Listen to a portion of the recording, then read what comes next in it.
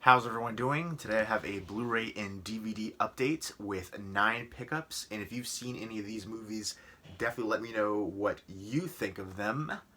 And first up, from Warner Brothers, they sent this over for review, is the 4K Ultra HD copy of Justice League. And I feel like I'm one of the few people that actually really enjoyed this movie. I just heard so much criticism for it, but it's a comic book movie. I definitely thought it was better than Suicide Squad. I thought it was pretty close to on par with Batman vs. Superman. I didn't love all of the casting choices, but overall I did enjoy the movie as a whole. And I wanted a little bit more from the climax and some of the CG effects, especially with the lead villain here. But still an enjoyable film, and I'm looking forward to revisiting this on 4K Ultra HD. So look forward to a review of that coming up soon. Let me know if you like this movie, because I feel like I'm in the minority on liking this. And then everybody's talking about the Zack Snyder cut. Apparently he was actually fired from the film. I don't know if there's, probably not a Zack Snyder cut, but who knows, they might, put something out there later to make more money. They re-release tons of these movies all the time. Let me know who your favorite character is from Justice League 2.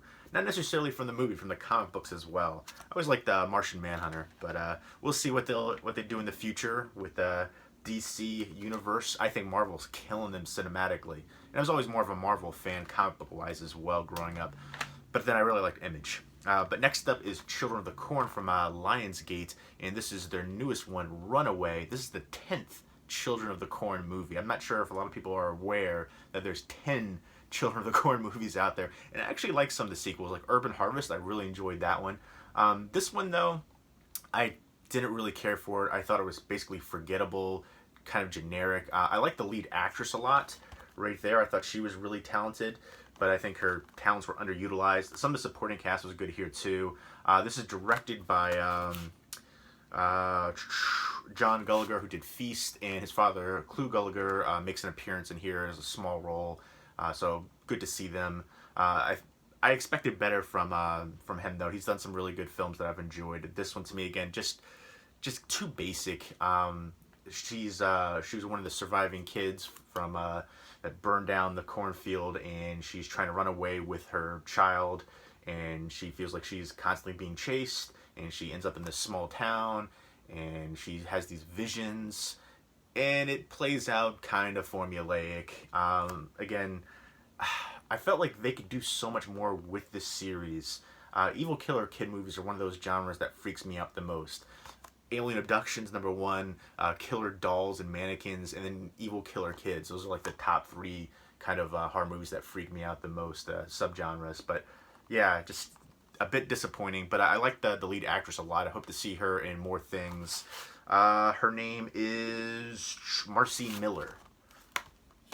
And next up, also from Lionsgate, is The Last Movie Star. This one surprised the heck out of me. I was watching it, and basically for 2/3 of the movie, I thought, oh, this is an okay movie. Just about okay. And then that third act just elevated it so much, which is actually kind of reflective of the film itself, because it talks about the third act of life. And I think it's actually kind of reflective of Burt Reynolds and his life and career. It's basically about Burt Reynolds, who's a big Hollywood star, who was, and a college football legend, and marries his own life, essentially. And he's now in his 80s, and he gets an invitation to go to a Lifetime Achievement Award to a film festival in Nashville.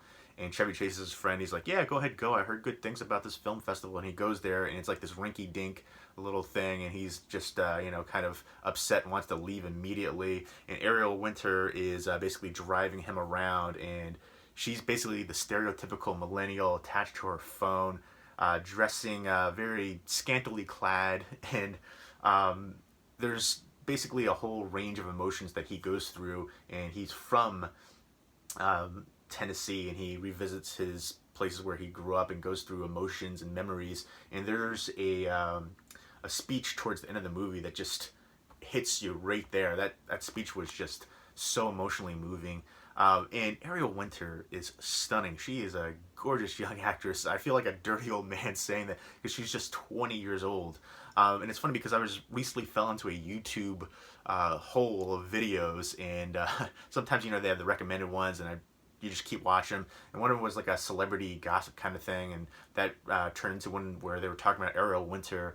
and how she was kind of hypocritical and grandstanding because she was talking about she doesn't think it's right that women are sexualized and this and that. Meanwhile, she's constantly wearing these jean shorts that her butt is hanging out of, like literally no exaggeration. And it's actually kind of funny because she is that doing that in this movie where she's wearing these shorts that her butt cheeks are literally hanging out of. And I just kept thinking to myself, while I appreciate that, it's kind of crazy to see, especially in certain scenes where there's like little kids. That's very inappropriate, I think. But also, you know, I don't feel too much of a dirty old man, you know, appreciating her aesthetic beauty, because apparently she's dating a much older guy. So maybe there's a chance one day. I don't know. But I digress. I do think she's very talented. She's good on Modern Family. She was good in this role as well. But yeah, you can't help but to check her out essentially because of what she's wearing or not wearing enough of. Not that I'm mad at it, but I like this though. This film had a lot of heart. It surprised me. It kind of slow build up, but once it hits that peak, it's just, oh, it just stays with you. This is one that I absolutely ended up loving. And then there's certain scenes where he has these visions, these flashbacks of him in these old roles, like Smokey and the Bandit and other roles that he's played, where they put him in as how he is now, older, right next to his younger counterpart when he was in those movies, Deliverance as well. I just thought that was really cool to see, you know, older him, current him, right next to when he was younger in these movies. I thought that was awesome. So I really enjoyed the heck out of this one, and I would definitely recommend The Last Movie Star. And next up are two Warner Archive releases, both from RKO Radio Pictures, directed by Fritz Lang, and both star Dana Andrews. This one right here, I haven't seen either one, but this one I can't wait to check out. This sounds really good. Of course, Fritz Lang, he did Metropolis, M, Mystery of Fear. Yes, M is one that always kind of stood out to me. Very, you know, what it deals with, and kind of like a serial killer, and kind of influenced so many films, I feel like.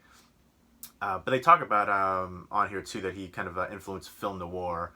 And this one right here is, well, this is actually, they consider this a film noir. This one, it's his last U.S. movie, but it's basically about how he's trying to expose injustices of the capital punishment, and this novelist is trying to frame himself for a murder, and leaving like all the information with his newspaper publisher, but the newspaper publisher suddenly dies and the evidence is lost, so he's kind of stuck hanging in the wind, which I think is such a cool idea for a film. And then there's apparently some twists, so I'm looking forward to checking this one out big time. That's probably gonna be my next watch right there.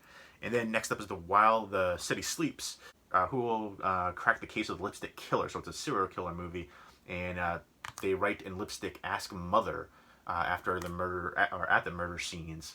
So they're just trying to figure that out, and this sounds really good as well. So I'm looking forward to checking it out.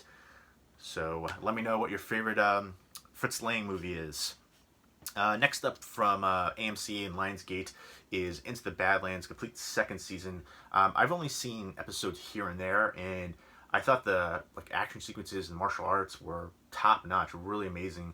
And what I've heard is the second season is even better. So I'm looking forward to checking this one out, and in its entirety from start to finish. And it looks like it has some snowy setting scenes, which I'm always a fan of. So expecting some awesome martial arts action right there. And next up is, this is from Aero Video, part of the Aero Academy line. And see if I can take this little sticker right there. I hate those little sticker things, but luckily on these ones they don't really cause any damage on the front. But and there's the back of it, no real design right there. Just there's like a printed design, but no pictures. What I mean. And this is Sacha Guitry for films from 1936 to 38, and he's been referred to as the Gallic Noel Coward, so it's French films. And he worked as a stage actor, film actor, director, screenwriter, and acclaimed playwright. So all these films deal with like relationships and romance and trysts and stuff like that. The first one is The New Testament, husband, wives, and lovers, gigolos. All right. And I guess somebody's newly revised last will and testament is prematurely exposed. I like that idea as well for a movie. Next movie was My Father Was Right. It's a comic masterpiece chronicling generations of men and family and jousting with love and happiness. Next up is Let's Make a Dream, examines joys and anxieties of infidelity. And next up is Let's Go Up the Champs-Élysées, which recounts comic history of France through the nation's most famous street and features star-studded performances, including several by Guitry himself. So, really nice looking box set. Again, Aero Video just does an amazing job with their releases. One of the best companies releasing Blu-rays, especially for their box sets. It's just amazing. So, you got the hard outer slip box right there. You got a thick book with all kinds of behind-the-scenes information, photos. They do a great job on the transfer special features. And there we go right there. And then they have newly commissioned artwork, reversible artwork. And so let's go ahead. And this was Let's Make a Dream. The clear cases I like too. It's like the small little things that really add up. Next up is New Testament and My Father Was Right. And this one has the Let's Go Up the Champs-Élysées on there too. That's what I was trying to figure out what the second one was on that one.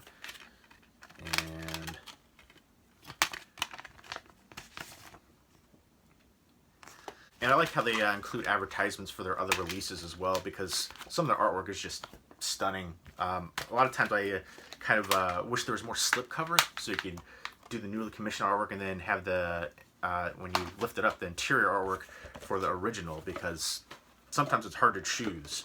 But such an amazing job on their releases, especially their box sets. And then next up are 2 DVDs from Paramount. This is, I guess, a Netflix show. I heard everybody rave about it, but I haven't checked it out. 13 Reasons Why, Season 1. I don't know if they're going to do a Season 2 or not.